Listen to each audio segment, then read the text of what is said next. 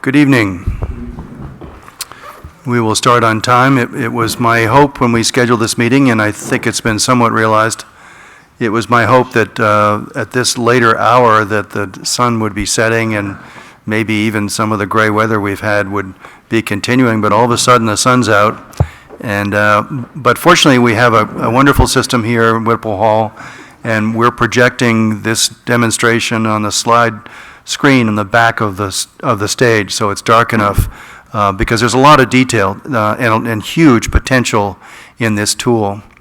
So I will start the meeting of the Housing Commission. We have enough members present, but really this is an opportunity for everybody to see a demonstration of work that has been in progress for the last 8 to 10 months by our consultants at Resilience Planning and Design.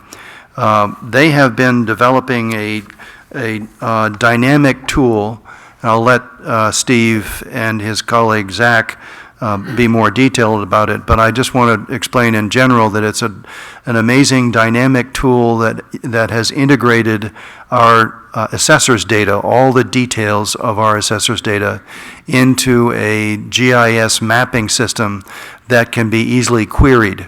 So you can check a box and say, I want to see all the single-family houses with 2 bedrooms, or now it will show you parcel by parcel data as best it is controlled and recorded by the assessors. But it's on a general mapping basis. So while we can drill in, the intent here is to look for patterns that tell us what exists in our zoning and patterns that tell us where there may be opportunity to do things that the community wants to have happen with respect to housing. So the first approach to it was to look at developable land areas, but that's not really the sole focus and the sole power of the tool, but to simply look at what ifs. If we wanted to understand blank, blank, blank, what would it look like? And it can be seen on the mapping system. So we have been working with Resilience Planning and Design over this period of time with the wonderful funds that we get from the town.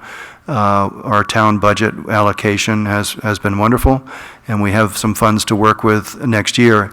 But as you know, we also are anticipating a large grant from the state that will empower the next 2, 3, 4 levels of development of this tool in ways that could be very exciting as well. So this is a work in progress, and I wanted to also arrange the room so that we're all looking at the screen. It's a little awkward. You're looking at the backs of people on the committee. I'm sorry. But I wanted you all to be able to see it. I wanted them to be able to see it as well. So it is the only purpose for this meeting, and we'll have some questions at the end if you'd like, but there'll be no other business conducted.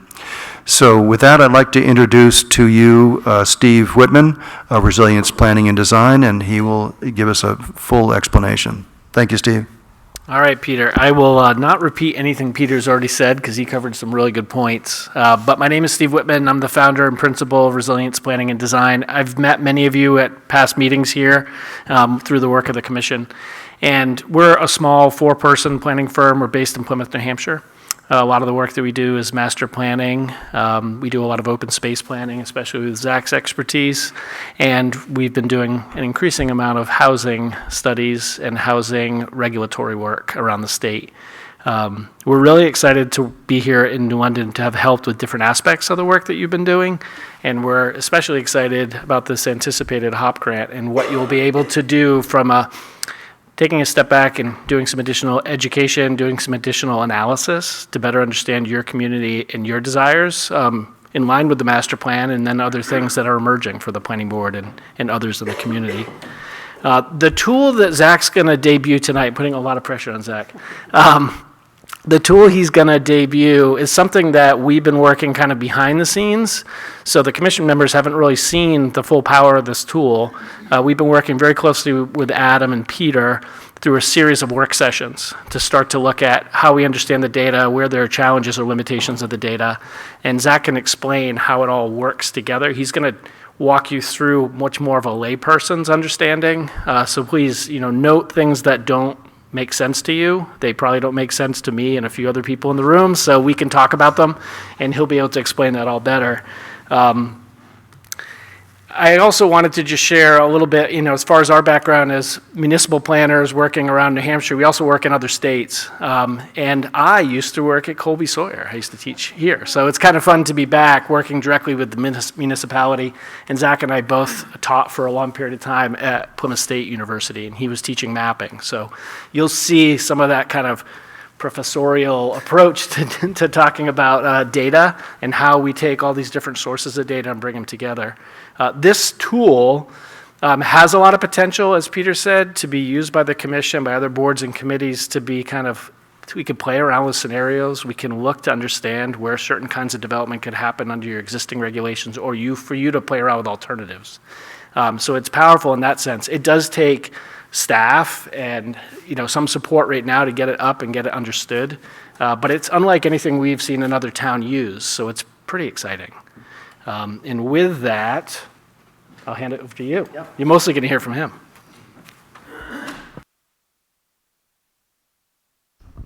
Thanks, Steve. I'll do a quick intro. Zach Berhinsky, Steve and I have been working together. I've been at Resilience for 4 or 5 years, something around there.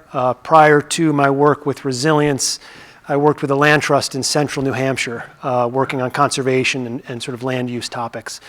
As Steve mentioned, I did work, I taught at the university level. I taught a lot of what you're going to see tonight. I taught a mapping program for about a decade.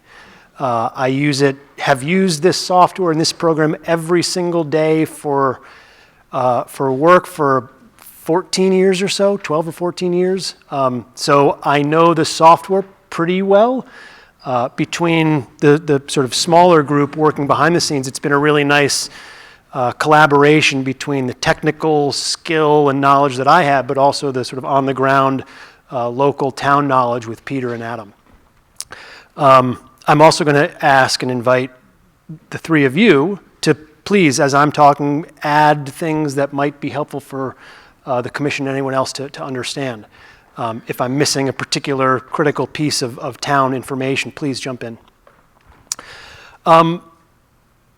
I guess I'll jump into this. I'm going to do my best I might switch between mics, so I apologize if I sort of fumble a little bit, but we gave a quick intro. I'm the GIS manager and lead analyst for this particular project. As Steve said, this is the first real time we've worked with this program in this capacity from a housing perspective, and we're really drilling down in really fine detail. So to use this stuff in a way that's really new, it's not only new to New London, but it's also new to us and new to me. So it's an exciting way and a new way for me to use this and interact with this tool.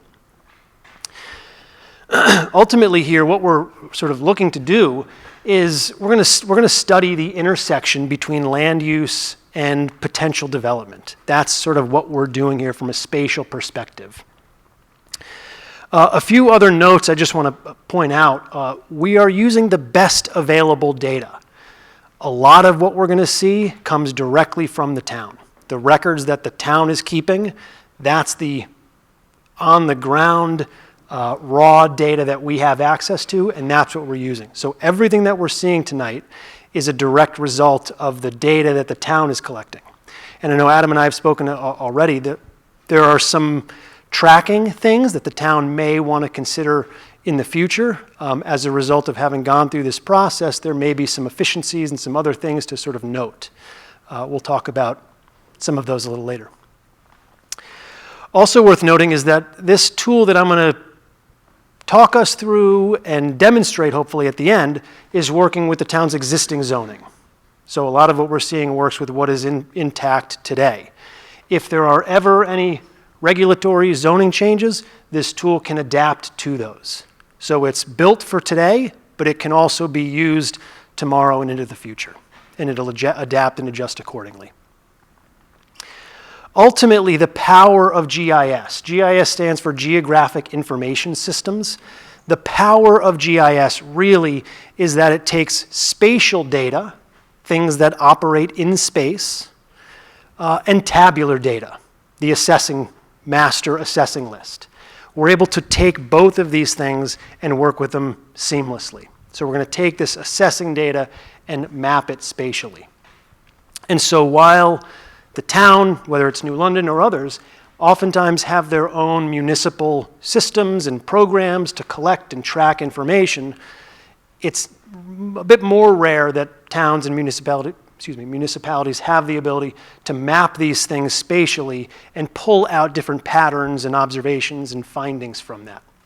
So the power and what's really amazing about this tool is its ability to take this tabular information, just a giant Excel spreadsheet, and map it, and you're able to see patterns that you would not normally see. So to lay the groundwork here, we're going to look at a lot of images of New London. We just have the basic boundary outline. We've got some roads. We have some surface waters on there, lakes and rivers and ponds. There's about 16,000 acres. It's the size of New London, a little over 16,000 acres. If you remove sort of water from the equation, we're looking at about 14,000 acres of land in New London. Just for another point of context, about 3,000 acres are conserved, so about a little over 20% of the town land is conserved and permanently protected in New London. Exactly. Yeah, Can I say one thing? please. I believe we're going Here. to give this. I'm going to give this presentation to everybody. We'll make it available to you after. So I see people taking notes, which is great, but don't feel you won't have access to this if it's helpful. We just didn't want to put it out to you and not have you understand kind of the delivery.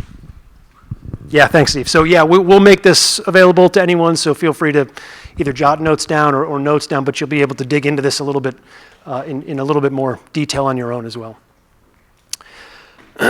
So what I'm going to talk us through now is the process that we have collectively been working through over the past 8 or 10 months. It's a sort of a long and winding path because we've been asking this thing a lot of different questions. So we've been navigating and meandering through. So I'm going to do my best to walk us all through the different steps in the path that we've taken that has led us to this. The first step in this process was to join that assessing data with the spatial data. That is the absolute crux of this whole thing. If that doesn't happen, if that doesn't work, we're not here. So we have to start with that join. And I will go into each of these steps in much more detail. So we started with this big join. Then we started exploring the assessing data for those residential land uses. So we're going to start pulling out specific residential items from that data. Then we're going to map them. We're going to map the existing residential land uses.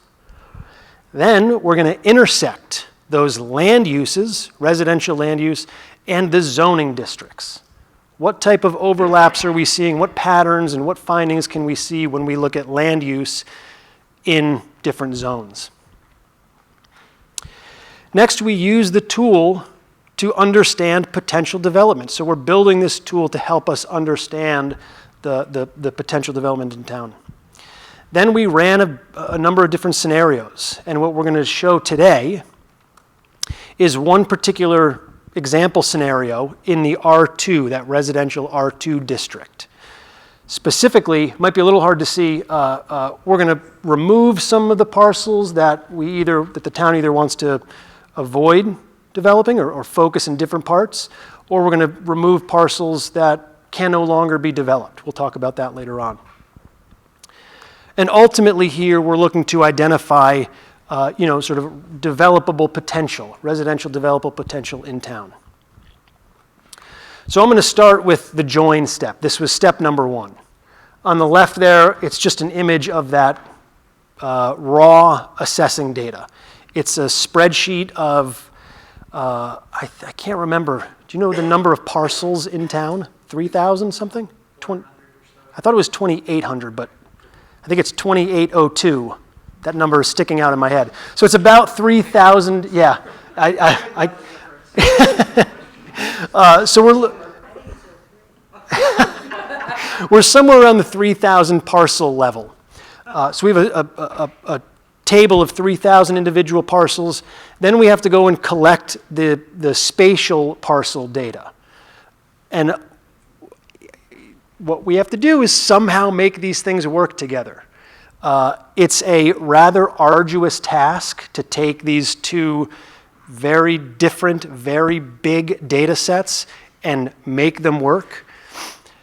When I make these types of connections, what I'm looking for is about a 90% success rate. That's good. So, 90% of 3,000 parcels, that's a pretty high degree of confidence. The connection rate that we got in New London was about 97%. So that's really good. So we almost got, we're darn near 100% connection. So,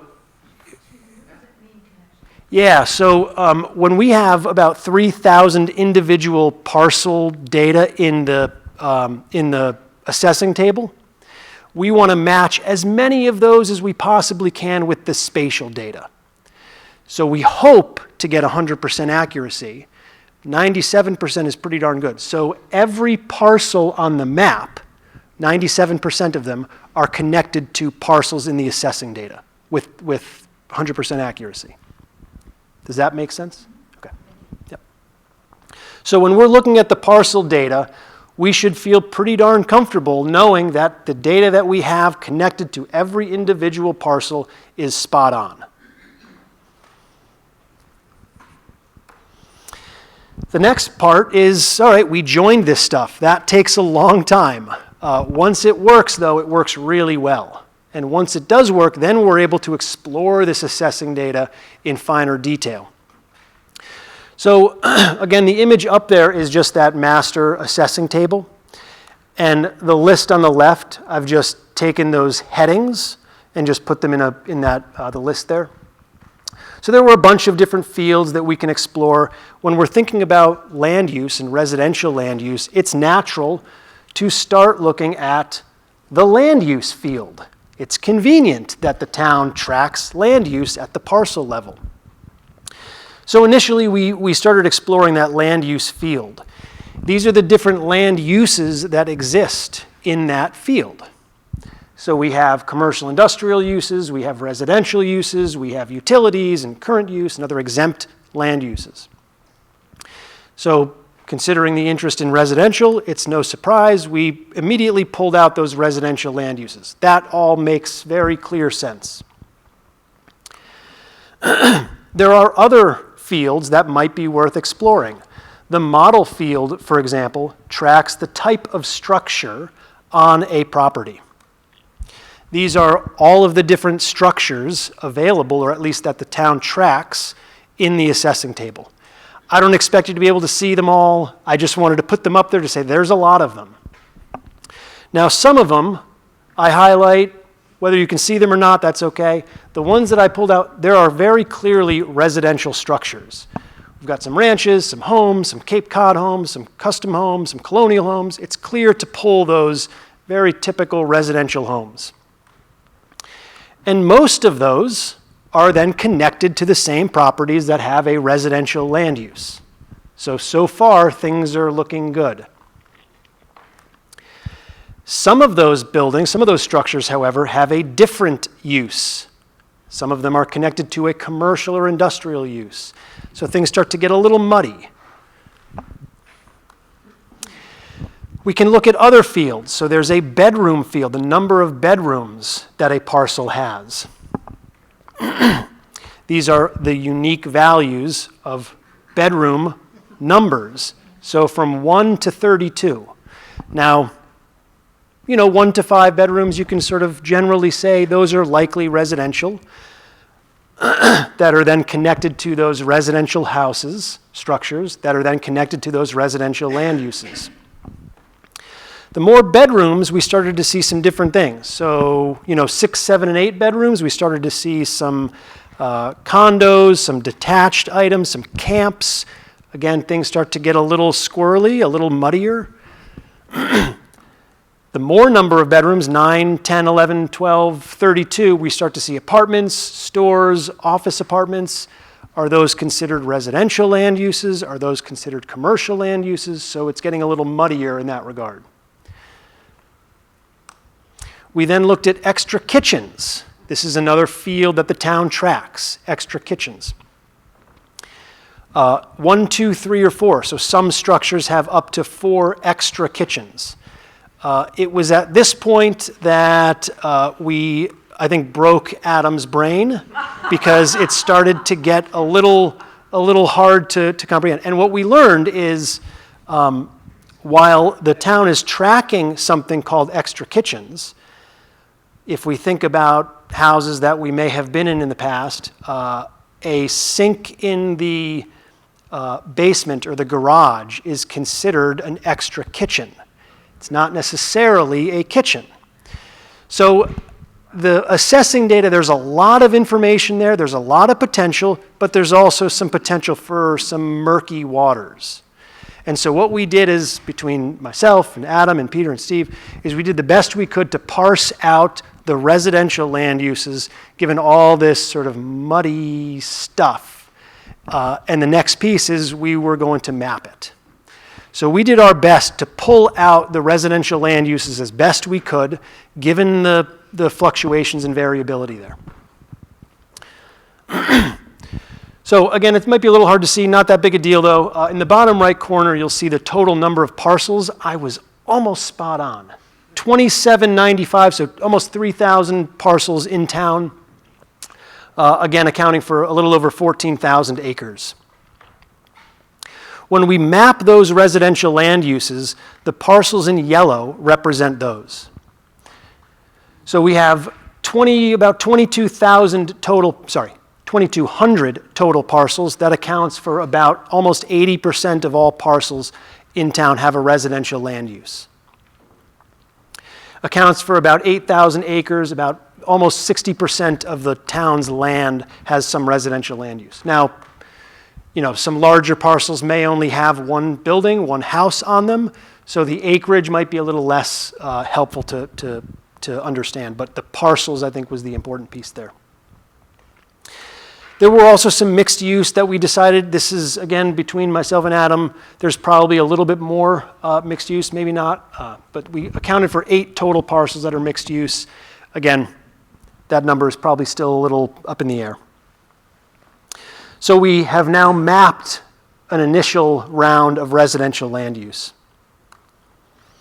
The next piece we decided to explore was the intersection between those residential land uses and the zoning districts. So we take both of these different things, we intersect them, and we get some interesting results. What type of residential land uses are occurring in what particular zone? So the zone we're now looking at, I've blacked out all of the other zones. The zone we're looking at now is the R2, the residential zone. It accounts for about 3,500 acres of town. It's about 22% of the town. There's about 2,600 residential land use acres, so about 75% residential land use acreage, and about 1,000 parcels in that zone have a residential use. If we look at the ARR zone, that's the agricultural rural residential zone, it's about 6,000 acres in town. It has about 4,000 residential land use acres. And it has about a little under 1,000, 940 residential land use parcels. So of the total, it's almost 90% of the parcels in that zone have a residential land use. Zach, just as a reminder, the parcels that are in white are those that are conserved, correct? No, those are parcels that do not have a residential land use. Do not have, okay. Yep, so the parcels in yellow have a residential land use, the parcels in white do not. Okay. And the conserved parcels? We'll get to conserved parcels later on. Okay, thanks. Yep. So residential land use is an active residence on that parcel? Correct. Yep. As best we know, according to the assessing data. I just want to make sure that's clear, yeah. The R1, the urban residential zone, it's a smaller zone, only 2% of the town's land acreage, 208 acres of residential use, and 81% of the parcels in that zone have a residential use. So we did this quick little exploration of the intersection between zoning and land use, and we have this tool that we're now able to ask a lot of different questions. So we have this tool to understand potential development. So now Adam and Peter and Steve started asking me and asking this program all sorts of different questions. And so what we decided to do was run some different scenarios. We're going to look in one particular zone, the R2 district, and try and understand what potential development still exists in that particular zone. So we're going to dive deep into the R2 zone now for a bit. We were just looking at this, so we've got the R2 zone identified. Everything else is outlined, is covered in black, excuse me. So we're looking at all the parcels in the R2 zone are now in yellow. So from here, we're going to start dropping parcels. So what we first started doing is removing parcels with either no development potential or areas where the town wants to avoid focusing development potential. Excuse me, how do you define no development potential? Yeah, so I'll go through some of that, yep. So the first thing we did is look at the Shoreline Protection Act. And even though development is still available in those or able to be developed within that 250-foot distance from water bodies, the town would like to focus development in other places. So what we decided to do was remove parcels within 250 feet of a water body from this exercise. So what you'll see is around Pleasant Lake, around Lake Sunapee, Little Lake Sunapee, we've removed those parcels from the equation. And you'll notice those parcels that have been removed are now in white. So you're going to start to see more parcels dropping out. We then looked at properties that have been fully conserved. So 100% conserved, which means they have no more development potential. They've now, I'll just toggle back and forth between that one a few times. I can't remember, I think there's about 15 in this particular zone that are fully conserved. So we do know there are parcels that are partially conserved. Those are still in here because they still have some development potential. But if a parcel was entirely conserved, we have removed it. Yeah, so landowners, property owners have the ability to, landowners have any number of rights. We have sort of, the analogy that's often used is a bundle of sticks. So as a property owner, you have the right to subdivide your land to a certain amount. You have the right to develop it. You can build a house. You can build a storefront. You have the right to cut a tree on your property. So landowners and property owners have a bundle of rights. A property owner can, if they want to, they can conserve their property. They can put it into either an easement, they can donate it, and what they're doing is handing one of those sticks, one of those rights, they're going to give it away and say, I no longer want the right to develop this property. So properties that have been fully conserved no longer have the ability or the right to be developed. Does that make sense?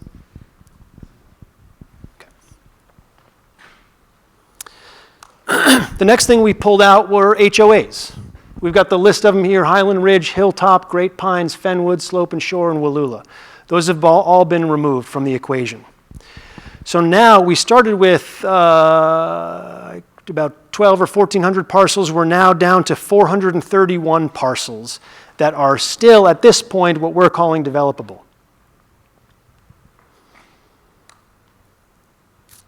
So 431 are still available for residential potential. What we then did, we looked at some other things. We looked at the size of parcels. So in this particular zone, the minimum lot requirement is 2 acres. So there are 219 parcels available for development that are also larger than the 2-acre minimum lot requirement. So there's a lot of them, nearly 200, that are smaller than 2 acres and can no longer be developed any further. We then looked at parcels with structures on them. So if we think back to that master assessing list, that model field had different structures. Cape Cod homes, colonial homes, whatever it might be. We looked at all parcels that had no structures, so that did not have a structure. We then have 52 parcels that are available or still have residential potential, that are larger than 2 acres, and have no structure. So it's those types of questions. Those happen to be the questions that we were asking this program. But we could continue to ask this thing any number of questions as long as that data exists and is tracked from the town. If we looked at the size of those 52 parcels, the average size is 10 acres, but you'll see the frequency, the vast majority of them are about 2 to 4 acres.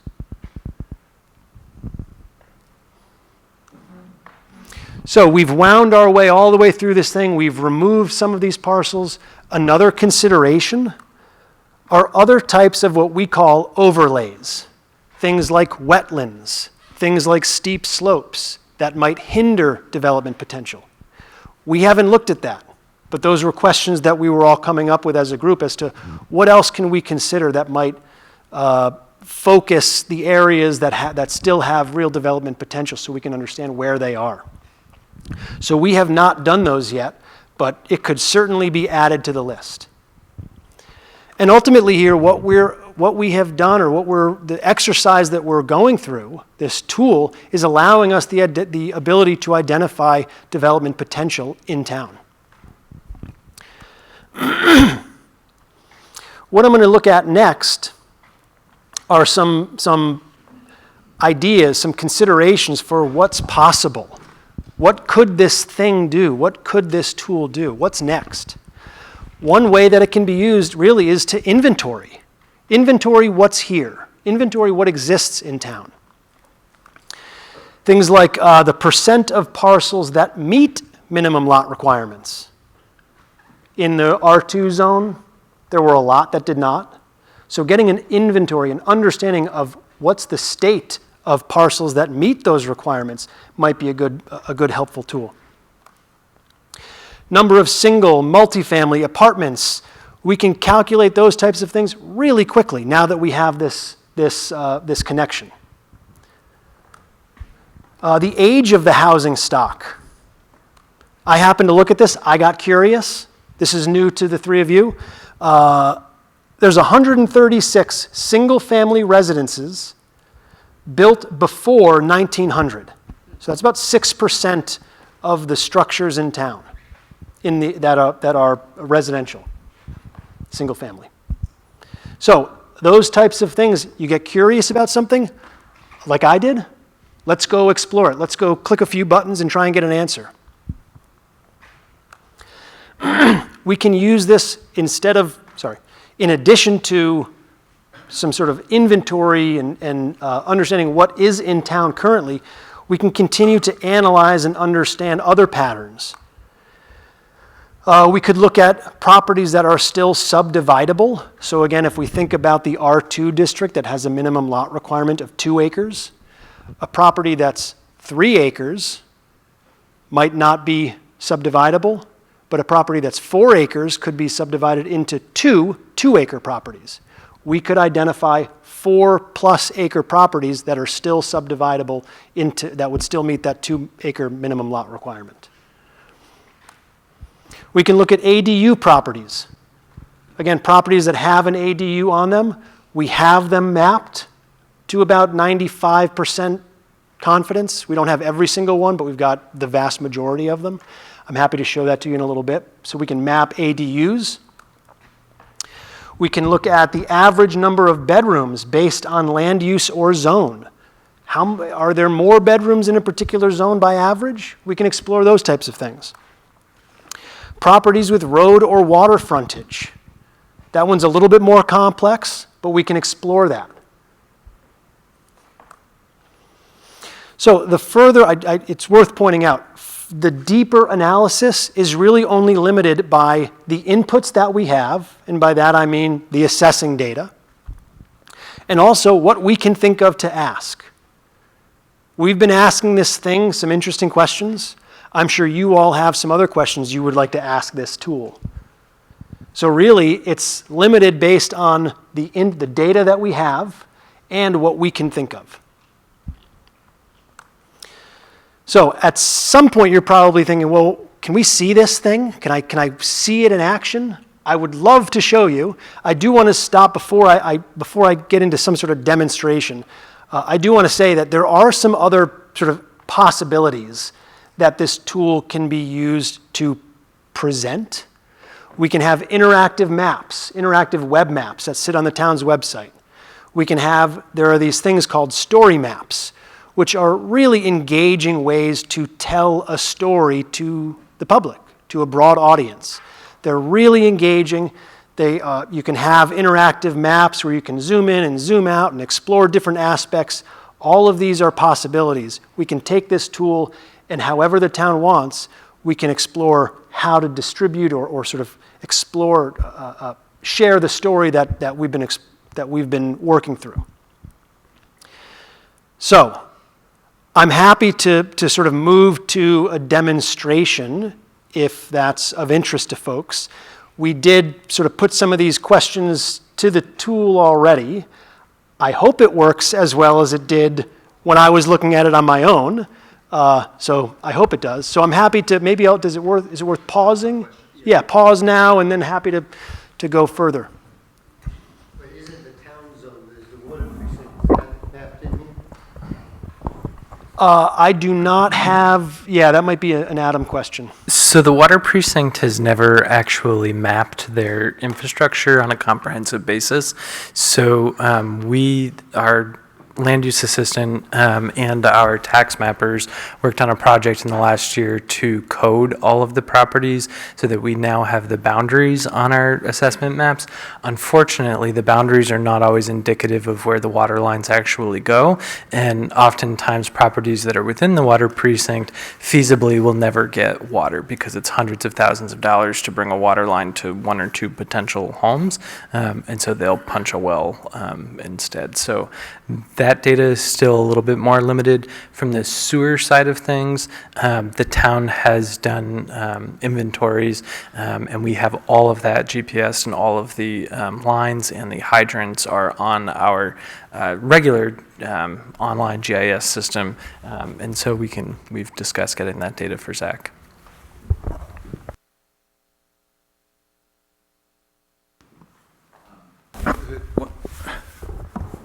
One thing that we've talked about a lot is, the existence of our various zones and the question of within those zones, what percentage of parcels are non-conforming, which sort of, leads you to think about the zone boundaries and stuff like that. Is that easy to pull out on this? Absolutely. Yeah, with a pretty quick few strokes of the keyboard and clicks of the mouse, we can identify properties that do not meet certain, the minimum lot requirements are very easy to identify. Yep. It would be interesting to see a map of, say, R2, and then how many are non-conforming? Yeah, so the comment was to look at a particular zone and understand how many lots are non-conforming. Yep, we can do that. Yep. Zach, so I think that point, that helps us understand that we can look at existing conditions, right? So if maybe 2 acres, maybe half of the lots are non-conforming and 2 acres doesn't make sense anymore. And so you want to understand that maybe as a baseline. And then, but maybe you want to see what would it look like, though, if we were to allow a smaller lot size. And it lets you show where development could potentially happen. And that might help you test some of these tools or approaches and say, yeah, but we don't like that because there are other impacts that we wouldn't be happy with. We'll either live with the non-conforming or we'll look at other solutions. And so it's that kind of back and forth, I think, over the next couple of years that could be really helpful for you to find the tools or the changes that might resonate and might fit with your pattern, might give you the results you want. So that's the exciting thing about this. Thanks for adding that, Steve. So, sort of circling through though, if it's non-conforming, that basically means, that there's a structure on it, and it's not, and the lot size is too small, or there's something else wrong with it. So the lot size is already, where I'm going with this is sort of those things that you described that sort of overstate the developable property at this point. For example, we skipped over the wetlands and the steeps, and we've skipped over a couple of other things, but right now, what we're looking at is an, quote, inventory, some of which is not usable as it currently stands, because it's too steep, already has something on it that's non-conforming, et cetera, et cetera. Yeah, I think what we've done here is build a tool that can create those types of inventories. That's what I think. What I'm suggesting is that the inventory as it's currently described, let's say it's I see. 1,000 units, 1,000 lots, there's really maybe only 800 lots that are developable because of criteria A, B, C, and D. Correct, and that's part of that little sort of those slides that I was showing where we're dropping parcels out that do not meet. You know, we can't develop a conserved property, so we're going to stop looking at those. So yeah, we can, those types of things we are able to do with this tool. Yep. And one point just to make too is that there may be the existence of wetlands or steep slopes on a lot, but it doesn't necessarily take out the lot entirely. There are a fair number of different buffers that I'm not aware of many lots that are entirely undevelopable that could substantially constrain what you can build, but most have some smidge of land. Yeah, I did explain. Just again, I was curious. I did the overlay with the wetlands. There weren't any that had, significant wetland issues, but it's worth exploring.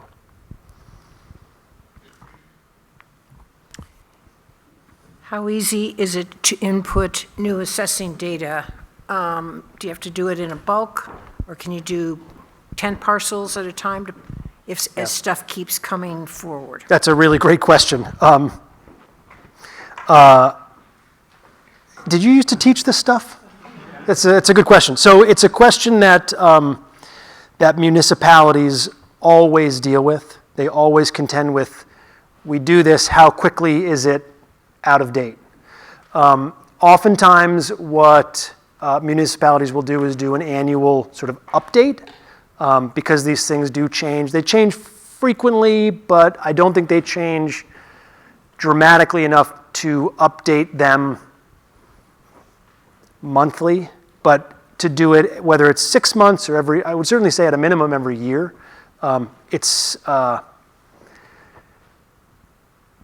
The question is a little more complicated because we're dealing with assessing data, but really it's the spatial data that would need to be updated. The assessing data is always, that's not the problem. The challenge rather is the spatial data and who is going to go in there and change the lot lines or whatever it might be. If the boundary lines stay the same, then updating it is very easy. But once you start, if subdivisions and properties are subdivided, that's when you're changing the shapes of the parcels, and that becomes a challenge. But every year would make a lot of sense. Yep.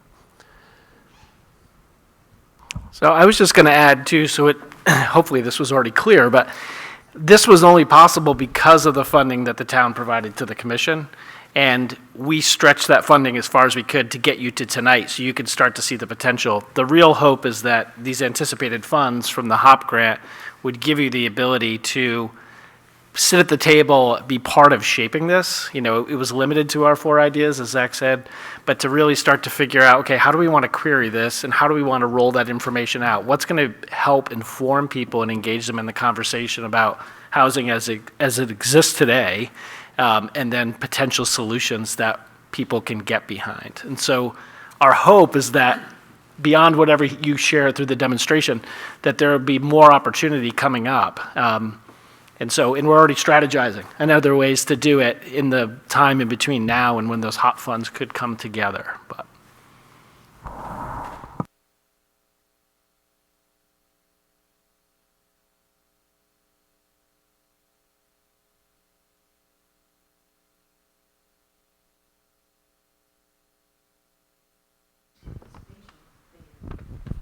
Yeah, happy to. So the question was, where does the spatial data come from? You understood where the assessing data comes from, but where do the parcel lines and boundaries come from? It's a great question. Again, used to teach this in a former life. It's a good one. We're pretty fortunate in New Hampshire. The state of New Hampshire and UNH does a really good job at maintaining the statewide clearinghouse of all spatial data. So over the past, let's say, I would guess the parcel data has been available across the state in every town, every municipality, just about. There are still some holdouts. For about, comprehensively for about 5 years. And most of that came from, the process is called digitizing. So every town or city had paper maps, and someone had to start to digitize them. Now, there are programs that can do that for you, but it takes a long time. So fortunately for us, the state of New Hampshire and UNH went through that process to digitize all of those paper maps. So the state maintains and updates those as much as they can. And that's where it's always I never quite know when I get into the first step of this process, that big join, I don't know if it's going to be successful. What I'm hoping is the state data, the parcel data that the state maintains, matches up with the assessing data. Sometimes it doesn't. New London has done a great job at keeping things updated, and so we had that 97% success rate. So to answer your question, the parcel data comes from the state. And as far as how it gets to the state, Yeah. Each year on April 1st, our mappers take stock of what changes have been made this year so that the tax assessment for that coming tax year is accurate. And so our mappers then make the modifications to the system that you've probably used on our website, and then they submit that to UNH, and they do that on an annual basis. So as Zach suggested, that this could be updated annually. That's the schedule we are on for map related data. For the actual like tax card data and sales data, that's updated on a monthly basis typically. Yep. And if you want to know even more, it was about probably 8 years ago. There was a whole group of people during the summer that went through every map and lot file and pulled out all the data to send down to be digitized. And it took them about 2 years to get it all digitized. And then that's what got sent to the state. So it was hands-on in the basement of Whipple, pulling that out. The Academy building, excuse me. We're in Whipple right now. And then we changed all the map and lot numbers. No. Some of that had started happening. There was a hand over here. Maybe an example, so if you have a lot that's on the assessment data as 100 by 100, but you went out and did meets and bounds on it and found out that it was 90 by 85, that would be one of those places where you were not able to match? No. So when I talk about matching, the connection, it's not about the shape. It's about the parcel ID. So every map lot in the tabular data, in the assessing data, has to match up with the map lot in the spatial data. So the physical boundaries do not play a significant role in making that link. It's the parcel ID. So there are 3% of these parcels have a map lot and an assessment number that don't match. Correct. Yep. I think I just heard you say that the lot number and the lot number need to match, one on the spatial and one in the assessment tab. Yep. How is it then that you can identify the physical characteristics, the topographical characteristics of that spatial lot that's numbered to be able to do the what-ifs or to be able to slice and dice those characteristics? Yeah, so let me see if I get the question right. you understand that the linkage is between the map lot. How do we then map some of the characteristics that are associated with the assessing tabular data? Is that the question? That are associated with the physical properties So- of the spatial map, so that, for instance, to your question, something's 95 by, 100 by 100, but it's really 95 by 80, or whatever the algorithm would Yep. turn up to make that same number of square feet or acres. Yeah. How do you accommodate that in your analysis? Yeah, Or so- in your what-if searches? Yeah, so the question is really, take the example of the size of the property. Someone says it's 100 acres, but the assessing data says it's 95 acres. How do you? No, it's more, well, let me let you finish. So, let me see if I can answer it. So the questions about, let's take minimum lot requirement, again, as an example. The queries that we're asking, the questions we're asking, the answers are coming from the assessing data. Right, and I am focusing on the spatial data. Unless I don't understand the amount of data that are listed in that assessing data. Yep. So Go ahead, I was Alex. just going to say, so Marianne, are you asking to look at wetlands or steep slopes, the things that are sort of stationary layers over the top of the overall tax maps, how he's then able to query those? Is that what you're? So I'm going to try to add a little bit more information.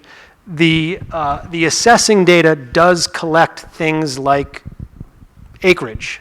So when we query properties over 100 acres or properties over 2 acres, we're querying the assessing data. It is just displaying on the map. And yeah, so we're querying the assessing data, and that's what's so powerful about this particular software and tool, is that we can take this tabular data and make it spatial, so we can see these things spatially.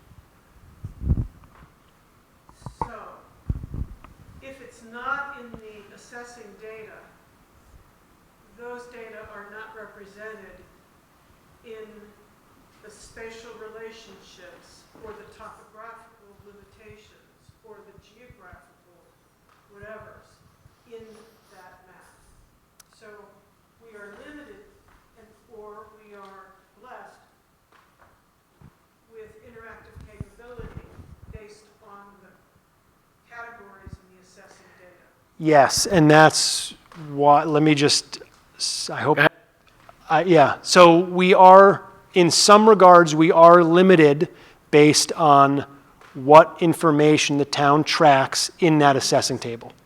Now, that's not to say there aren't other things that we can pull in, like wetlands or steep slopes, that we can either go out and get from the state, or we can create things like steep slopes. I can create those from data that we collect, and then we can put that on top of this type of tool and pull those out. Right. And so, should I, No, he got it. Picture like layers of a cake. We can add as many different sources of information and look through them. right. I guess what I'm asking is, where we stand now doesn't have the geographic or topographical data or representation.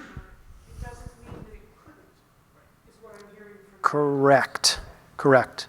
The limitation, the biggest limitation of the tool is what the town tracks and what is in that assessing data. Everything that we've been exploring is in that assessing data.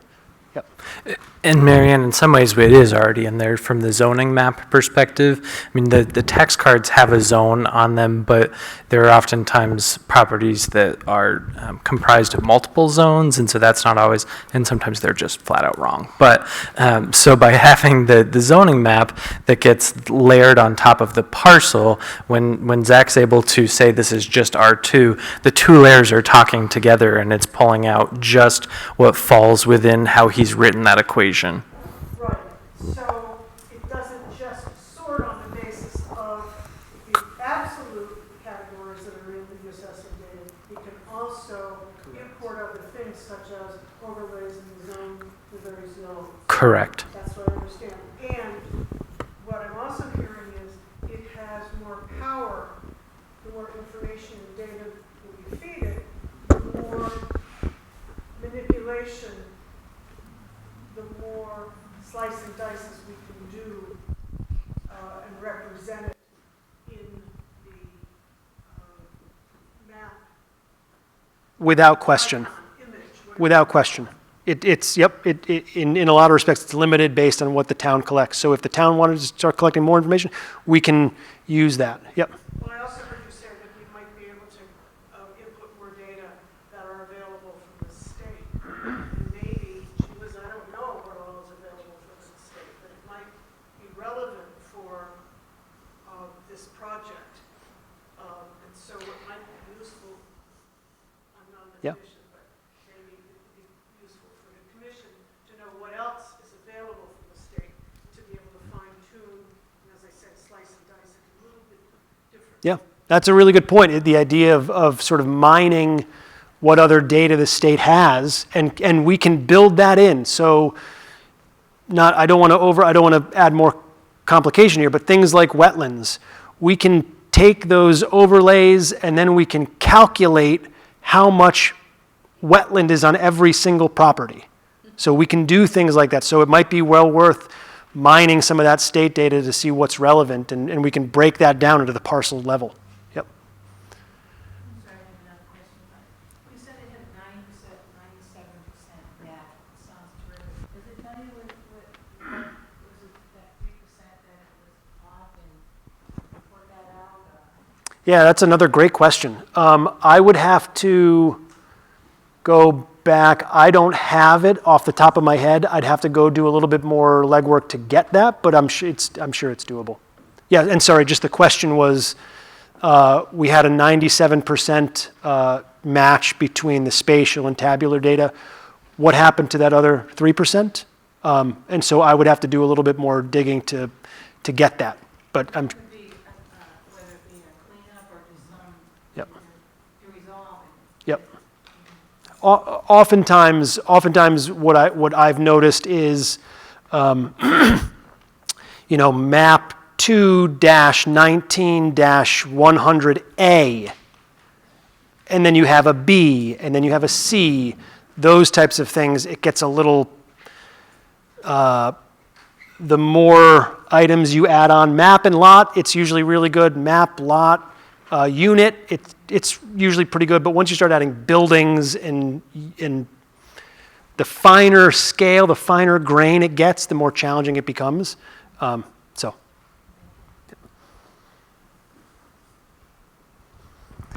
I obviously don't know where we're going with this, but we kind of think of what is. I think sometimes we know how we compare to other municipalities. Do you have data from many other major municipalities or be able to do widest comparison? Not to this level of detail for housing related. We do work with plenty of municipalities on land use topics. So we have mapped, I don't know the number off the top of my head, but plenty of other communities with regards to land use. I don't know, trying to find a comparable town, that's might be more challenging. And then you'd have to go and get their municipal data and hope it works as well as it has in New London.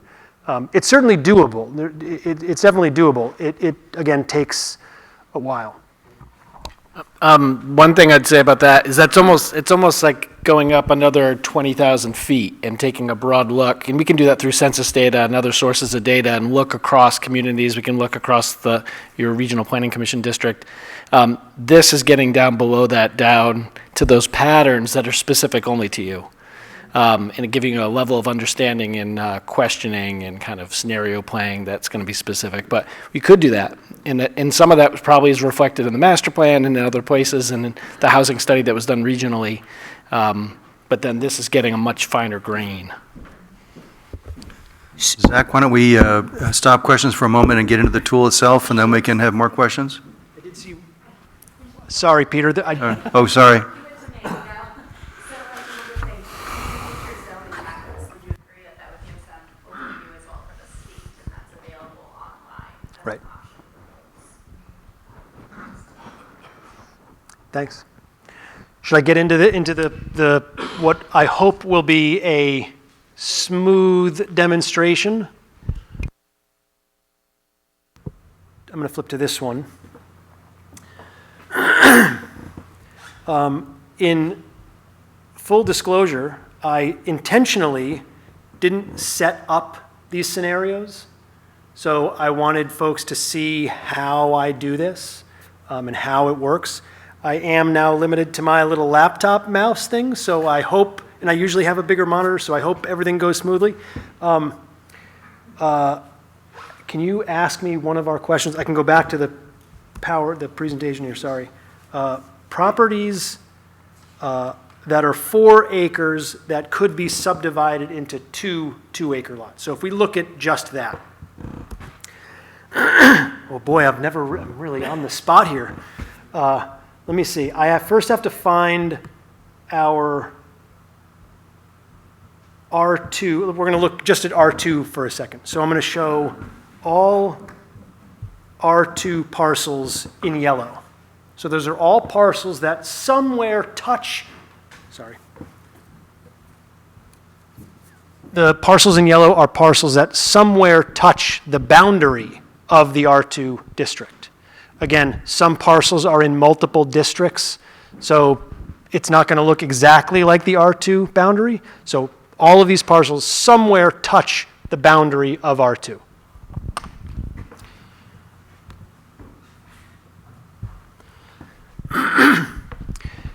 It's hard to see even for me. We've got 1,258 parcels in yellow.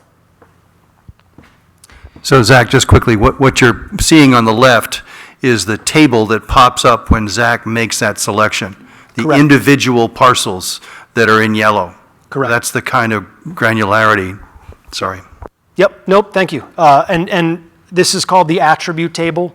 So this is the physical link between the tabular assessing data and the spatial data. So this is basically the assessing data into and combined with the spatial data. And what you'll see in here somewhere, there's a million of these things, so I have to go and find this. So you'll see there is an acres field, and so I can query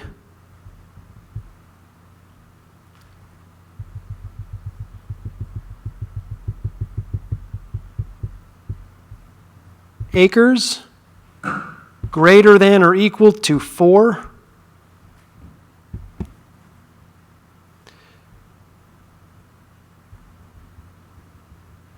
So I have 188 parcels are greater than or equal to 4 acres.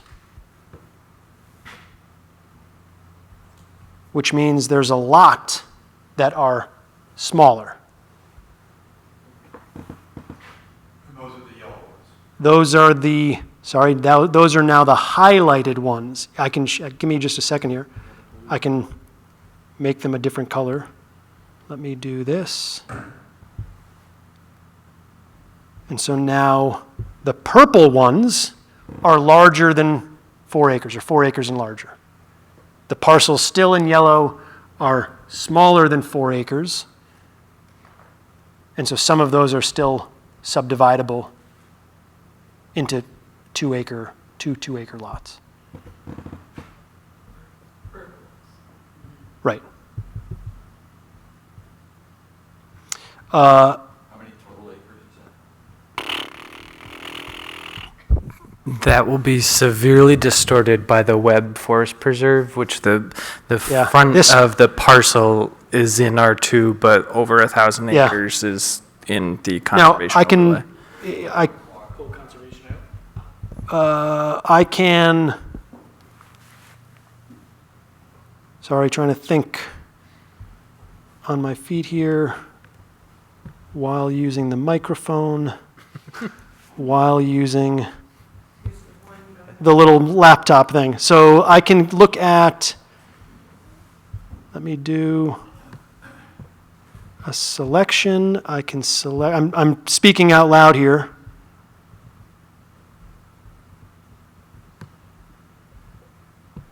And then I can reverse that selection. Oops. So now I've just grabbed every parcel except the preserve. And so now I can calculate the acreage of that. Again, it's not going to be perfect, but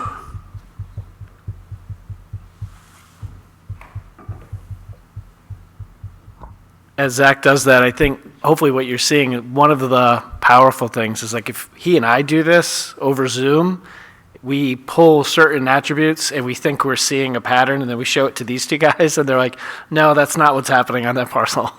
It may say it has bedrooms, but actually it's this other use. And so your ground truth and your understanding of the community is helpful, because you could be like, I think we need to add another attribute. Are we using the wrong one? Steve, you give me way too much credit. It's a good time to explain that Adam's knowledge and resource as a planner and his knowledge of the town is like an encyclopedia. So he won't tell you that, but I'll tell you, having sat through these meetings with Zach and Steve and Adam, it's been invaluable. They'll come up with a scenario, and Adam will make a correction of what's really happening on the ground. So I just want to put in a plug and let you know it's an amazing resource. couldn't agree more. I will say the extra kitchen's almost killed me. There was a Sunday morning in my living room with 132 tax cards in front of me trying to make sense of them. And, we certainly track a lot of different types of kitchens as extra. So just to answer the question, whomever asked it, the total is about 3,100 acres there. Let me turn these things off. And I'm happy to explore another one of our questions. Let me go back here. ADU properties. So I have mapped these. These, again, are based on the map lot parcel IDs. And just for visual sake, they're red, only so that we can see them, hopefully. They are small. Let me zoom in. If it's helpful, I'm happy to zoom in if that would be useful. Okay.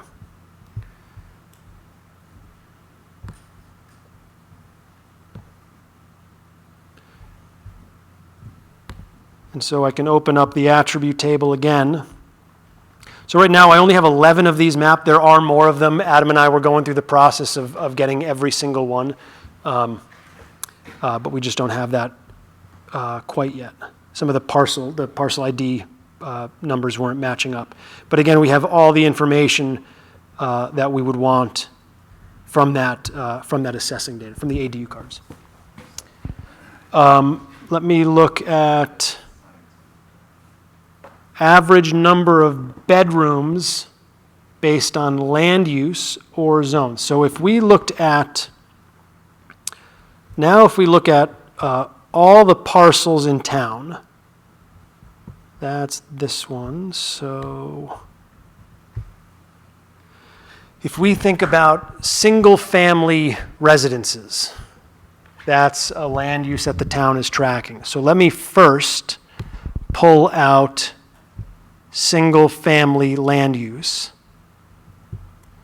So here,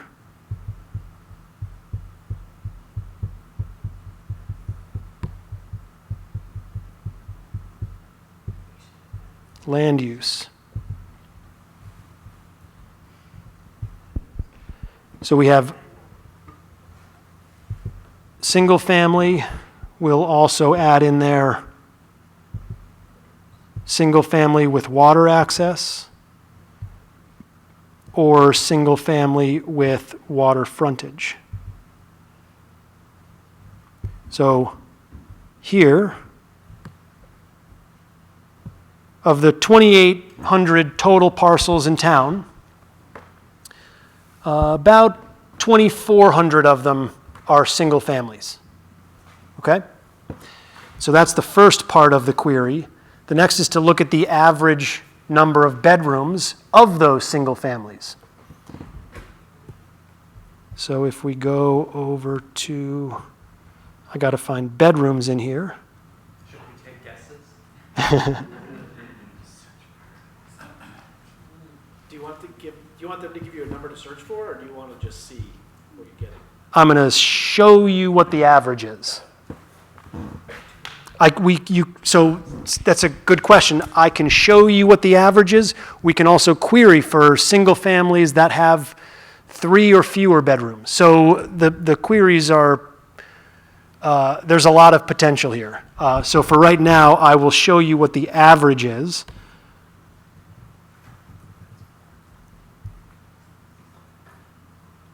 The average is 2.7. But if we now, the query for specific bedrooms would be a little bit, do folks want to see 3 or more. 3 or more? Okay. I'm taking requests now. There's a lot of threes. Go to 4.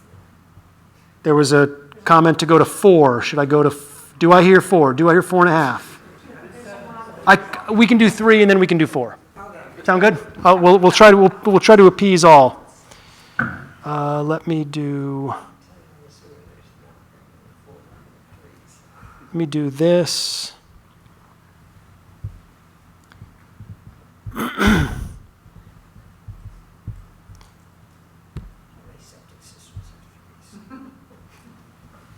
So if I query 3 and more,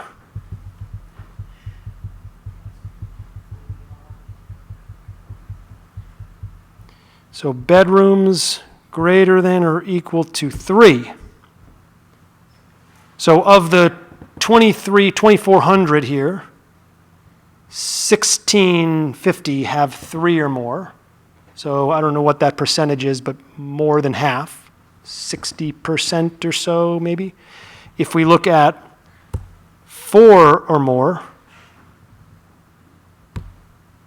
we're at 612.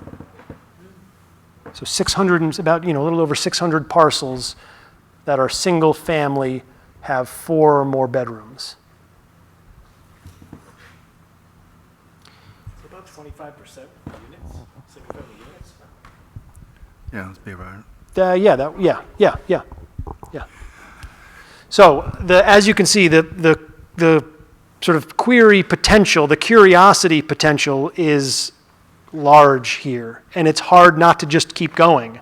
Well, what if you looked at just 2 bedrooms, or what if you just looked at just only 3? So there's a lot of potential here, and it's easy for me as the GIS nerd to just get super excited about these things, and it's awesome to be part of a group that is also interested in these things. So thank you. So happy to either take more questions or sort of pause for a little. Yeah, why don't we take a few more questions and then we'll wrap up. This has been really interesting, amazing tool. Any other questions? Not necessarily scenarios, because we don't want to burn out our GIS nerd, he calls himself, but I'm on a roll. I don't want to come stumbling to a halt. any other questions? So you haven't done steep slope or wetlands yet? Right. Correct. That's in the next phase if we. Correct. Yep. With some additional funding. Right. Will the residents of New London be able to access this information without going through Adam? The question was, will residents of New London have access to this? That's a question for the town. And so, Janet, when he mentioned the next steps of the interactive maps, that's the conversation that we had was, could maybe not the full capacity of the system, but could a version of it live in Esri, which is the parent company of GIS, makes an online ARC viewer tool. I think I've showed it to you guys with the culvert inventories back when it was with the Planning Commission, that we've done another in towns. And could we use a tool like that? And I think that that's something that we can explore down the road. Yeah, and there are whether it's the standalone interactive maps, or what I mentioned briefly earlier, these story maps, where you're able to sort of tell a story, and you can use interactive maps and photos and quotes and all sorts of interesting dynamic things. Those are all possibilities. Terrific. I think that wraps it up. Thank you very much. I have a quick question. Can you ask Adam to count the number of toilets in the, How many bathrooms in that? Yeah, the bathrooms Toilets. they do track bathrooms, so, yeah. Yeah. Thank you very much. Very good. We'll be in touch with you about future meetings. Thanks.